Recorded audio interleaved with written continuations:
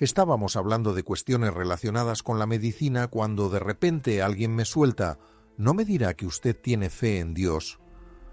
Esa pregunta me tomó por sorpresa, ya que no parecía tener nada que ver con el tema que estábamos discutiendo.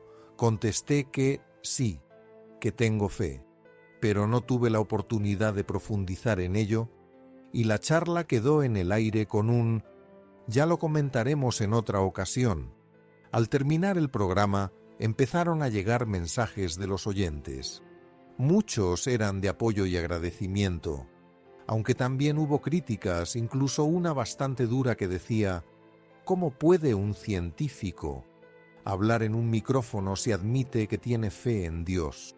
En ese momento me di cuenta de que había que ser más claro, porque la palabra Dios evoca imágenes y emociones tan variadas que muchas veces ni siquiera estamos hablando de lo mismo. Por eso quiero aclarar en qué Dios tengo fe. Creo en un Dios que es amor sin límites y sabiduría infinita. No se trata de un juez que castiga, ni de un guardián que está al acecho para condenar, sino de una presencia de amor genuino. Es el único Dios en el que tengo fe, porque cualquier perspectiva basada en el miedo, la culpa o la manipulación no refleja lo que llevo dentro. Trato de imaginar lo más bondadoso que puede existir en un ser humano, la mayor ternura, el mejor de los padres, y aún así me parece insuficiente. La grandeza del amor divino supera cualquier comparación. Algunos lo llaman energía universal, otros campo cuántico, otros conciencia cósmica o naturaleza. Lo que importa no es el nombre, lo fundamental es lo que significa para cada persona. Para mí, simboliza la certeza de que hay algo que me sostiene y me acompaña, incluso en los momentos más complicados. No siempre consigo estar en esa sintonía. Muchas veces me pierdo en preocupaciones, temores o exigencias, pero sigo intentándolo porque sé que vale la pena. Me digo que si algún día tengo que dejar este mundo, quiero haber luchado por mantenerme en esa sintonía de amor. Y como no puedo imaginar que ese Dios sea solo mío, sino de todos, esa creencia me impulsa a ver a los demás como hermanos, porque si somos hijos del mismo amor, no puede haber división. Ahora bien, cuando la noción de Dios se utiliza para someter, para culpar, para infundir miedo o manipular, afirmo con claridad, ese no es mi Dios. A lo largo de la historia, lo espiritual se ha usado como herramienta de poder, en vez de ser un camino hacia la liberación, y al mismo tiempo hemos caído en otra trampa: venerar la ciencia y la técnica como si fueran las únicas que pueden determinar qué es real. Recuerdo cuando Stephen Hawking estuvo en Canarias y los titulares decían «Dios no existe». Y yo pienso, nadie, ni él ni nadie puede decirlo como una verdad absoluta, porque estamos hablando de una realidad que va más allá de los sentidos. Puedes decir «yo pienso que no existe» o «yo pienso que sí existe», pero afirmar eso como una verdad absoluta es solo una opinión. En el ámbito científico hay ejemplos de ambos lados. Einstein y Bohr estaban muy abiertos a lo espiritual, mientras que otros son más escépticos, y ahí radica lo valioso, la libertad de tener diferentes pensamientos. Lo que realmente necesitamos es respeto. Ni el que cree debe imponer su perspectiva, ni el que no cree debe menospreciar la fe de los demás. La espiritualidad vivida de manera auténtica siempre une, nunca divide. No surge del miedo, sino de la alegría y la libertad. No es una carga, es una expansión. Sin embargo, hay un gran riesgo que llamamos ego espiritual. Esa tentación de pensar que uno tiene la verdad absoluta y de imponerla en nombre de Dios. En realidad, ahí habla más el ego que la fe. Y eso es peligroso porque, aunque se presente con buenas intenciones, puede causar mucho daño. El Dios en el que confío no impone condiciones, no hay que ganarse su amor, porque es incondicional. Nos quiere, no por lo que hacemos, sino por lo que somos, al igual que los padres que quieren a sus hijos, incluso cuando cometen errores. Si llevamos esa idea a un nivel infinito, empezamos a entender un poco lo que es el amor divino. El gran problema es que hemos caído en una distorsión profunda. Casi nadie se siente suficiente. Creemos que seremos felices cuando logremos éxito, reconocimiento, fama o perfección, pero esa es la trampa del ego, porque en nuestra esencia ya somos completos. Nada externo puede añadir perfección a lo que ya lo es. Lo que pasa es que, al estar desconectados de nuestro ser, sentimos un vacío y tratamos de llenarlo con cosas materiales, poder o la aprobación de los demás. Pero todo eso solo proporciona un placer pasajero, nunca llena el vacío, porque ese vacío no se llena con tener, sino con recordar quién eres. Y aquí está la clave. No se trata de cambiar tu esencia, que ya es perfecta, sino de transformar tu forma de ser y de estar en el mundo. Tu personalidad actúa como un filtro. Cuanto más claro te vuelves, más brilla la luz de tu verdadero ser. Y así cuando hablas, actúas o sientes, lo haces desde tu esencia y no desde el ego. Esto te hace más humilde, más cercano, más creativo, más compasivo y más feliz. Al final, lo que realmente necesitamos no es incorporar nada externo, sino recordar lo que ya llevamos dentro.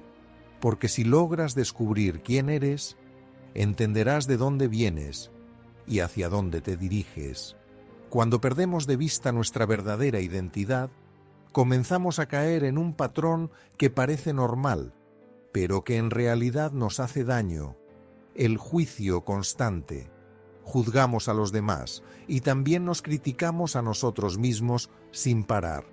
Y lo curioso es que el juicio no refleja la realidad, sino que la paraliza. Es como si una película entera quedara atrapada en un único fotograma. Alguien comete un error y decimos, es un fracasado. Una persona nos hiere y pensamos, nunca la perdonaré. Y en ese preciso momento cerramos todas las puertas a la posibilidad de cambio.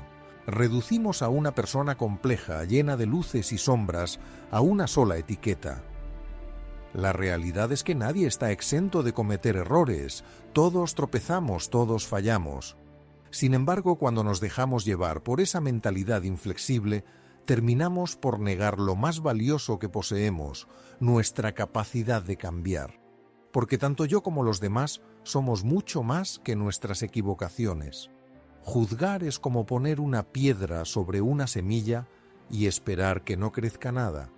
Observar, en cambio, es permitir que esa semilla busque la luz. Si en lugar de apresurarnos a condenar, hiciéramos el esfuerzo de observar, preguntar y escuchar, descubriríamos algo diferente. Los niños lo hacen de forma natural, miran con curiosidad, quieren entender, pero pronto al crecer, aprenden el modelo de los adultos, ese modelo que se basa en juzgar todo lo que ven. Y todos sabemos lo que se siente al estar bajo esa mirada crítica. Nos encogemos, sentimos que no podemos ser quienes realmente somos. La herida del juicio es intensa porque nos quita la paz de ser nosotros mismos. El primer paso para volver a conectar con nuestra esencia es, por lo tanto, dejar ir poco a poco esa costumbre automática de juzgar. Y aquí entra en juego un valor que es fundamental en todo aprendizaje: la humildad. Sócrates, quien es considerado el más sabio entre los griegos, solía decir que lo único que realmente sabía era que no sabía nada. Esa afirmación, que podría parecer una debilidad, se convirtió en la puerta hacia una nueva forma de pensar. Gracias a esa humildad nació la filosofía que revolucionó el pensamiento en Occidente. Platón aprendió de Sócrates, Aristóteles de Platón, y así se generaron siglos de conocimiento. Si Sócrates, con toda su grandeza, se reconocía como ignorante, ¿cómo no vamos a aceptar nosotros lo mucho que aún no sabemos? Esa humildad no significa rebajarse, sino estar abiertos a aprender de cualquier persona. Durante mucho tiempo la juventud era vista con recelo, es joven, no tiene experiencia. Hoy en día entendemos que los chicos y chicas, con su ingenio y frescura, pueden enseñar tanto como los adultos con su experiencia. La humildad, en esencia, es estar siempre abierto a aprender A esta disposición hay que añadir algo que a menudo pasamos por alto: el contacto con el silencio. Lo que conocemos como práctica contemplativa no es un secreto reservado para unos pocos, es simplemente volver a conectar con lo fundamental. Puede ser dar un paseo por el campo y detenerte a observar un árbol, una hoja, un pájaro, sin que tu mente te lleve a 1000 pensamientos. Puede ser sentarte unos minutos con los ojos cerrados y seguir el ritmo de tu respiración. Puede ser dejar de hacer y empezar a ser. Lo increíble es que cuando lo hacemos, algo cambia en nuestro interior. La neurociencia lo ha demostrado. Cuando dejamos de juzgar y nos sumergimos en la calma, el cerebro empieza a funcionar de otra manera. Se activa la capacidad de autorregularse y el cuerpo entra en un estado más saludable. No es magia, es biología. El silencio organiza lo que el ruido descompone. La reflexión repara lo que la urgencia quiebra. No es sencillo, por supuesto que no. Hemos estado muchos años acostumbrados a lo contrario, a vivir a 1000 por hora, a criticar, a reaccionar sin pensar. Pero es factible, y lo mejor de todo es que los beneficios son enormes. Cuando entrenamos nuestra mente y nuestro corazón en este silencio, nuestra atención se vuelve más nítida, nuestras relaciones más armoniosas y nuestra vida más satisfactoria. No se trata de alejarnos del mundo, sino de volver a él con una nueva perspectiva. Y ese regreso comienza con algo tan simple y a la vez tan complicado como dejar de juzgar y permitirnos simplemente observar, preguntar, escuchar. Porque en ese gesto humilde se encuentra la semilla de una vida diferente. Hay un aspecto de la vida que a menudo pasamos por alto y, sin embargo, influye en gran medida en nuestra calidad de vida. La forma en que miramos lo que sucede a nuestro alrededor. No es igual levantarse cada mañana con una actitud de agradecimiento y apertura que hacerlo lleno de preocupaciones o rencor. La diferencia entre estas dos posturas puede parecer pequeña, casi imperceptible, pero a medida que pasan las horas se transforma en un gran abismo. Ver la vida con optimismo no implica ignorar los problemas, ni actuar como si todo fuera perfecto. Más bien, se trata de decidir qué perspectiva elegimos para entender la realidad. Y aquí es donde entra en juego algo fascinante de nuestro cerebro: la dopamina. Este neurotransmisor se activa cada vez que anticipamos algo que nos emociona, como un reencuentro con una persona especial, un proyecto que nos apasiona o una meta que anhelamos alcanzar.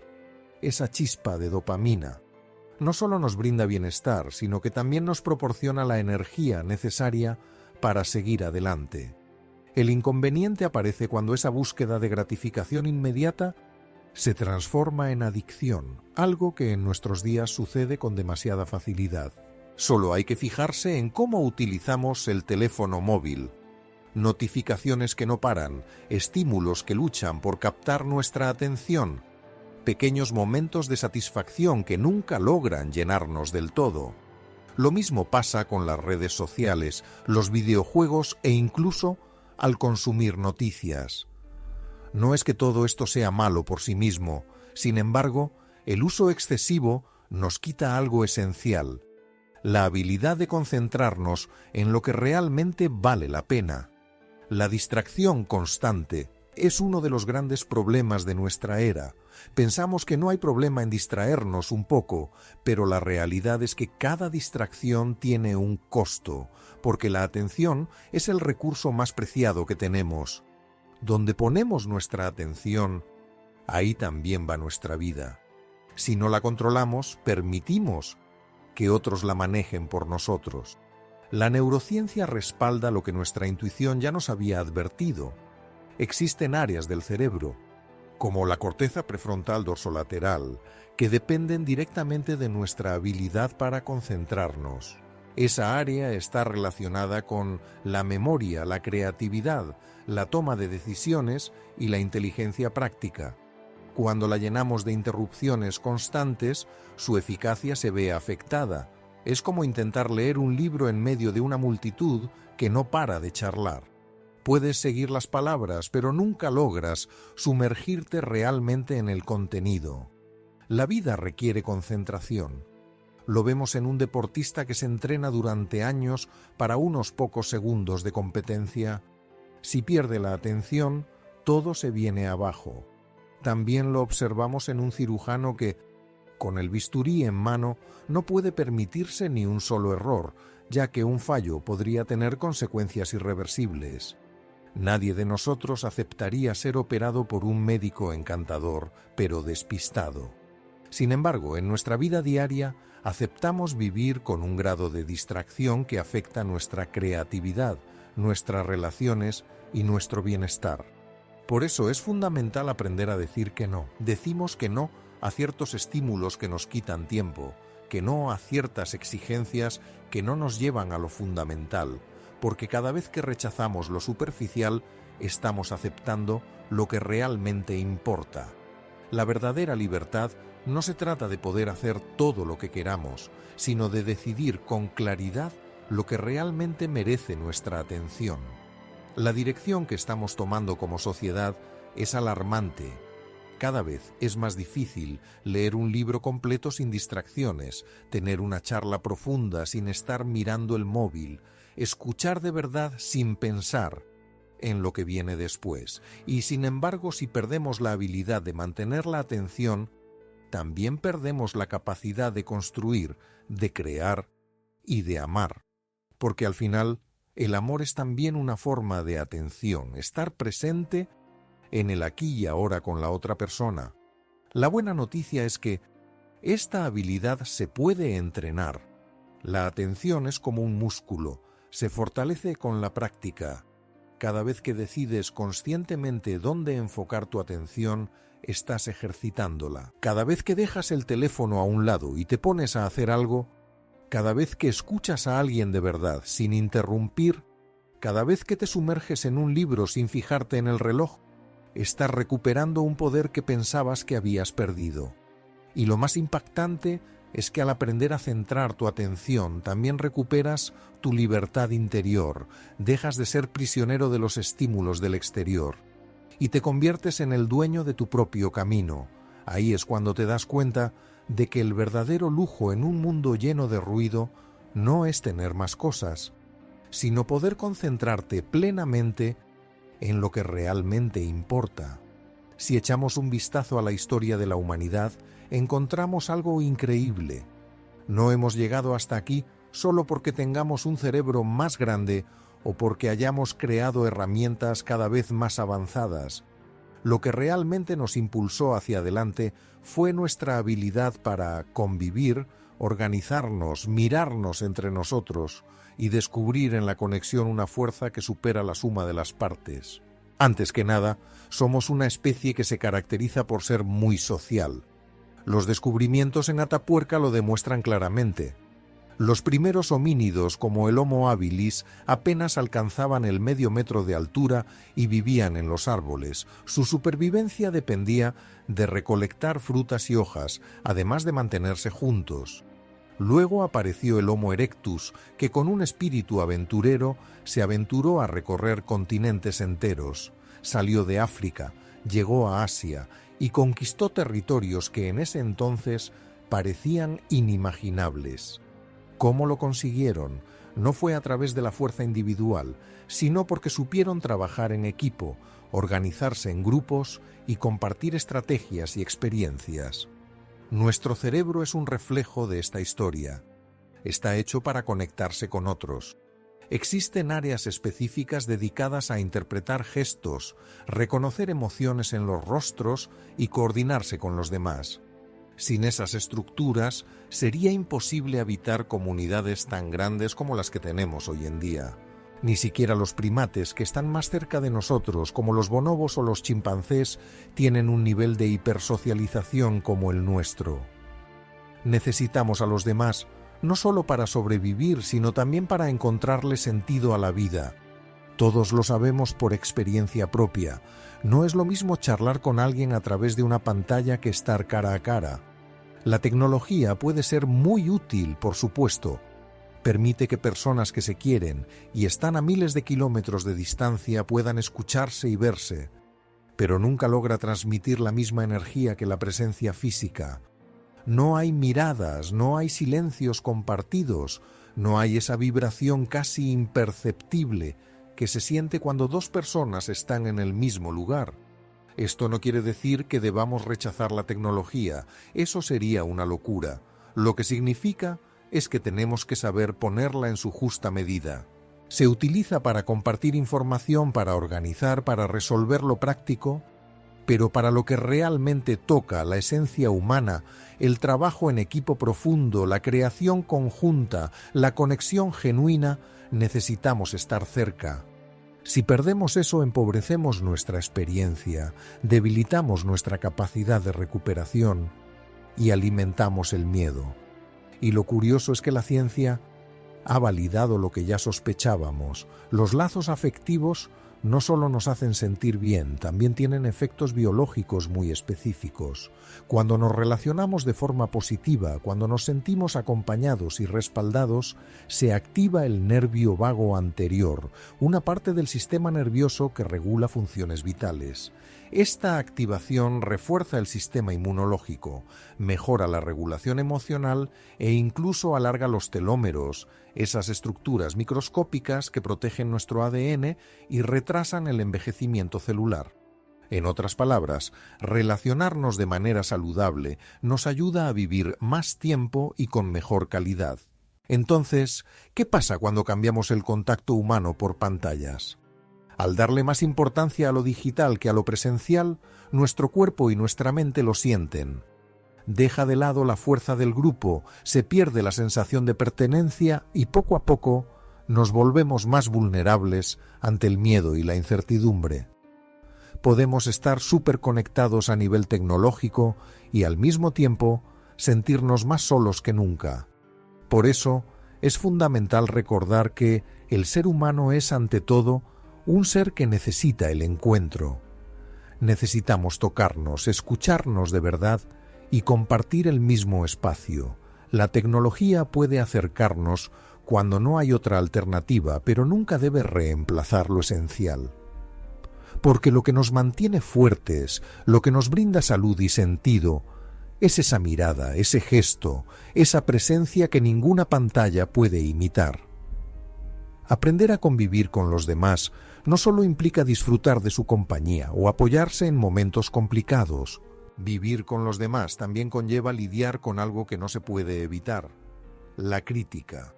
Porque tarde o temprano alguien va a opinar sobre nosotros, a veces con buenas intenciones y otras veces no tanto. La manera en que tomamos esas palabras puede ser clave para decidir si crecemos o si nos quedamos estancados en el dolor. Hay críticas que provienen de un lugar sincero. Alguien se da cuenta de que podríamos mejorar, le importa nuestro progreso y nos lo hace saber. Tal vez la manera de expresarlo no sea la más suave, pero la intención es clara: ayudarnos. Ante esas críticas es fundamental que seamos humildes, que escuchemos, reflexionemos y reconozcamos que, aunque no nos guste la forma en que nos lo dicen, puede haber algo valioso en el fondo. Esa actitud es la que nos permite avanzar. Sin embargo, también hay críticas que no tienen la intención de ayudarnos, sino de hacernos daño. Son palabras que surgen de la envidia, la frustración o el rencor. Pueden sonar amables, incluso educadas, pero llevan un veneno oculto. Esas no debemos dejar que nos afecten. No se trata de reaccionar con agresividad ni de devolver el golpe. Lo importante es reconocer de dónde provienen esas críticas y no hacerlas propias. Cada vez que permitimos que una crítica injusta se convierta en una verdad en nuestra mente, estamos cediendo un poder que en realidad nos pertenece a nosotros, no al otro. Marco Aurelio, uno de los grandes pensadores estoicos, afirmaba que no son tanto las palabras de los demás las que nos afectan, sino cómo las interpretamos. Nuestro cerebro recibe lo que viene del exterior, lo combina con nuestras creencias y experiencias pasadas, y nos ofrece una visión que a menudo es más nuestra que la realidad misma. Por eso, cuando nos enfrentamos a una crítica, la pregunta no debería ser «¿solo qué me han dicho?», sino «¿qué puedo aprender de esto?». ¿Cómo elijo interpretarlo? Existe una gran diferencia entre pensar que alguien es una mala persona y pensar que está pasando por un mal momento. En el primer caso sentimos la necesidad de castigar a esa persona. En el instante 2 surge el anhelo de entenderla y, si se puede, ofrecerle ayuda. Esta pequeña variación en nuestra perspectiva transforma por completo la forma en que reaccionamos. No se trata de justificar lo que no tiene justificación, sino de aceptar que muchas veces quien critica lo hace porque está herido. Viktor Frankl, quien logró sobrevivir a los campos de concentración nazis, lo dejó claro. La última de las libertades humanas es decidir cómo responder ante lo que nos ocurre. Pueden quitarnos casi todo, pero no esa capacidad de elegir nuestra reacción. Y es en esa elección donde se define nuestra grandeza. Eso no quiere decir que sea sencillo. Las críticas duelen, impactan en nuestros puntos más débiles. Pero si entrenamos nuestra mente y nuestro corazón, podemos convertir ese sufrimiento en crecimiento. A veces, la lección será aprender a ser humildes, otras veces será fortalecer nuestra confianza para no dejarnos llevar por lo injusto. En ambos casos la crítica se transforma en maestra, y hay algo más. Contestar con respeto en vez de con ira tiene un poder transformador enorme. Hay relatos que lo demuestran de manera sorprendente. Una palabra tranquila pronunciada en el momento adecuado puede desactivar años de rencor. Una respuesta llena de compasión puede cambiar el curso de una relación completa. Cuando, en vez de reaccionar, optamos por responder, dejamos de alimentar el conflicto y comenzamos a construir un puente. En resumen, la crítica es algo que no podemos evitar, pero nuestra respuesta siempre es nuestra, y ese espacio entre lo que nos dicen y lo que decidimos hacer con eso es donde se juega nuestra libertad. Ahí podemos optar por crecer. Ahí podemos decidir ser más grandes que la herida. La vida nos pone a prueba en los momentos de tranquilidad, pero sobre todo en los momentos de tensión. Es sencillo hablar de serenidad cuando todo marcha bien. Lo complicado es mantenerla cuando la sangre hierve, cuando las palabras de otros nos lastiman, cuando sentimos la injusticia atravesándonos por dentro. Ahí es donde realmente se evalúa el nivel de libertad que hemos logrado, porque no podemos pasar por alto algo fundamental. Nuestro cuerpo capta cada emoción. La rabia, el rencor y la frustración no son solo pensamientos, son reacciones químicas, son tormentas eléctricas que recorren nuestro sistema nervioso. Una pelea intensa puede hacer que la presión arterial se dispare en cuestión de segundos. Un enfado reprimido puede tensar los músculos hasta provocar contracturas que pueden tardar semanas en desaparecer. Y en los casos más graves, un estallido de ira puede llevar a un infarto, un derrame cerebral o incluso una hemorragia cerebral. Conozco la historia de un tipo que, en medio de un ataque de ira descontrolada, sufrió un desprendimiento de retina. Lo que empezó como un estallido emocional terminó convirtiéndose en una serie de operaciones, 17 en total, que cambiaron su vida. No es suficiente prueba para entender que manejar nuestras emociones no es un lujo, sino una necesidad esencial, y aún así seguimos actuando como si reaccionar de forma automática fuera lo normal, como si no tuviéramos otra alternativa que devolver golpe por golpe, palabra por palabra. Pensamos que ser libres es decir lo primero que se nos pasa por la cabeza, cuando en realidad eso no es libertad, es estar esclavizado a nuestros impulsos. Reaccionar es simplemente repetir un patrón que no controlamos. Responder es tomar decisiones de manera consciente. La diferencia puede parecer mínima, pero lo transforma todo. Reaccionar es dejarse llevar por nuestras emociones. Responder es tomar el control de nuestra vida. La reacción grita: «Me han lastimado, tengo que vengarme». La respuesta se toma un momento y se pregunta: ¿qué quiero construir a partir de lo que acaba de suceder? Y en ese instante de reflexión se encuentra toda nuestra dignidad como seres humanos. Jean-Paul Sartre lo dijo de forma clara.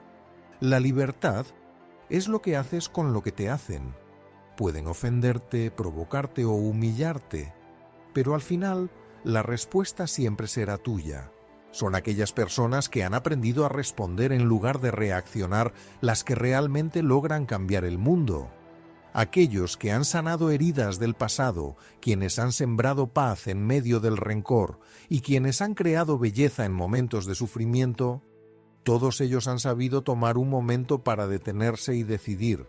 Esta decisión no implica suprimir lo que sentimos, más bien. Se trata de redirigir esas emociones, de reconocer la fuerza de lo que sentimos y transformarlo en algo constructivo en vez de destructivo. La compasión surge precisamente de esa capacidad de ver el dolor en el otro y optar por no incrementarlo, sino por aliviarlo. Esa elección podría considerarse como una de las formas más altas de valentía. No se trata de poner a nadie en un pedestal. Nadie logra responder de manera perfecta todo el tiempo. Todos caemos en la trampa de reaccionar. Todos nos dejamos llevar en algún momento. Pero lo que realmente importa no es la caída, sino el esfuerzo por levantarnos. Cada vez que decidimos responder en lugar de reaccionar, fortalecemos un músculo interno y cuanto más lo ejercitamos, más natural se vuelve. Al final, entrenar nuestra manera de responder no es solo un tema de salud emocional, sino también de salud física y espiritual. Cada vez que reaccionamos con calma, cuidamos nuestro corazón, liberamos a nuestro cuerpo de tensiones innecesarias y creamos un ambiente más humano. No existe medicina más efectiva que esa. Elegir de manera consciente cómo actuar ante lo que la vida nos presenta. Cuando aprendemos a responder en vez de reaccionar, algo sutil comienza a cambiar a nuestro alrededor. No solo nosotros encontramos la calma, sino que esa calma se propaga. Así como una persona enojada puede arrastrar a todo un grupo a la tensión, alguien en paz tiene el poder de tranquilizar el ambiente. Y lo más curioso es que muchas veces no somos conscientes de ese efecto. Vemos los resultados, pero no nos damos cuenta de que somos la causa. Hay una historia antigua que ilustra esta realidad. Se dice que a las afueras de una ciudad vivía una anciana que recibía a los viajeros. Un hombre se acercó y le preguntó: ¿Cómo es la gente de esta ciudad? La anciana le respondió con otra pregunta: ¿Cómo eran las personas en la ciudad de la que provienes? Él contestó: egoístas, malintencionadas, gente en la que no puedes confiar. La mujer lo miró y dijo: lo siento, aquí encontrarás lo mismo. Más tarde llegó otro viajero y hizo la misma pregunta. La anciana volvió a preguntar: ¿y cómo era la gente de tu ciudad? El hombre sonrió: alegres, solidarios, personas que siempre estaban dispuestas a ayudar. La anciana le respondió: pues aquí encontrarás lo mismo. La lección es clara. No vemos el mundo tal como es, sino como somos. Y ahí es donde entran en juego nuestras creencias más profundas. Muchas de ellas ni siquiera las tenemos en cuenta, pero determinan cómo interpretamos cada situación. José Ortega y Gasset lo resumió con una frase muy acertada: las ideas las tenemos, pero en las creencias estamos. Las ideas se piensan, las creencias se viven. Son como el terreno invisible sobre el que andamos sin darnos cuenta. Solo hay que echar un vistazo a la historia. Durante siglos se pensó que la Tierra era plana. Al observar el horizonte, la gente no imaginaba la existencia de otros continentes, sino que veían el final del mundo y monstruos acechando en el abismo.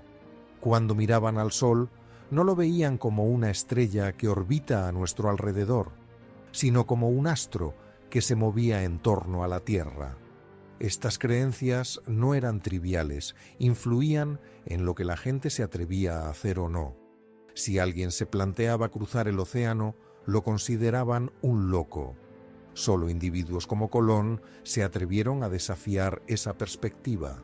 Cambiar una creencia transformó el mundo. La antropóloga Margaret Mead lo demostró de otra manera en el siglo XX. Viajó a Melanesia con un grupo de investigadores y visitó 2 islas muy cercanas. En la primera, encontró a personas hospitalarias, amables y dispuestas a compartir. En la segunda, los habitantes eran desconfiados, agresivos y siempre estaban a la defensiva. ¿Qué era lo que hacía que hubiera una diferencia tan marcada entre comunidades vecinas? No se trataba de la genética, ni del clima, ni de los recursos disponibles. Era la forma de pensar que se transmitía desde la infancia. En la primera isla, los pequeños crecían oyendo que la gente era buena y que el encuentro era fundamental para la vida. En la segunda se les decía que nadie era de fiar, que todos representaban un peligro. 2 creencias, 2 realidades completamente distintas. Todo esto nos recuerda algo muy importante.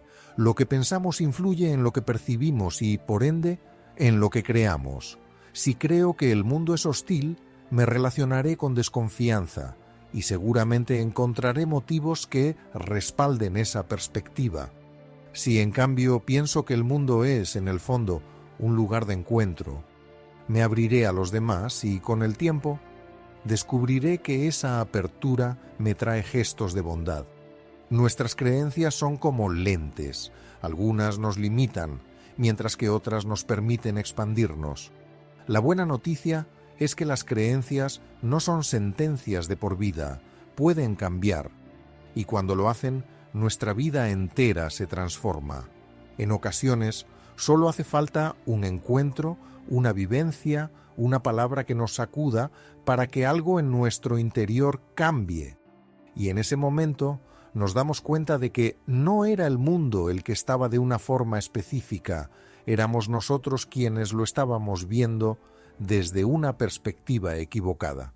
Por eso, cada vez que fomentamos la calma y la compasión, no solo nos transformamos a nosotros mismos, sino que también estamos plantando nuevas creencias en quienes nos rodean. Quizás sin decir nada, les mostramos que hay otra forma de vivir. Ese testimonio silencioso, esa armonía entre lo que sentimos y lo que reflejamos, puede ser más impactante que cualquier charla. Las creencias no solo influyen en cómo percibimos el mundo, también determinan cómo nos vemos a nosotros mismos. Y esa mirada interna, lo que conocemos como autoconcepto, es la base sobre la que se edifica toda nuestra existencia. El autoconcepto responde a la pregunta: ¿quién soy yo? Mientras que la autoestima aborda otra cuestión igual de importante: ¿cuánto valgo? Ambas se entrelazan como raíces invisibles que nutren nuestras decisiones, nuestras relaciones y hasta nuestros sueños. Cuando somos pequeños, no tenemos una noción clara de quiénes somos. Vamos descubriendo el mundo a ciegas. Distinguimos lo frío de lo caliente, lo agradable de lo incómodo, lo que nos brinda seguridad y lo que nos genera miedo. Con el tiempo, las personas que nos rodean se transforman en espejos. Si esas miradas nos devuelven cariño y confianza, aprendemos a vernos como valiosos. Pero si nos devuelven desprecio, indiferencia o exigencias inalcanzables, empezamos a sentirnos insuficientes y esas primeras impresiones se quedan grabadas de tal manera que pueden acompañarnos durante toda la vida.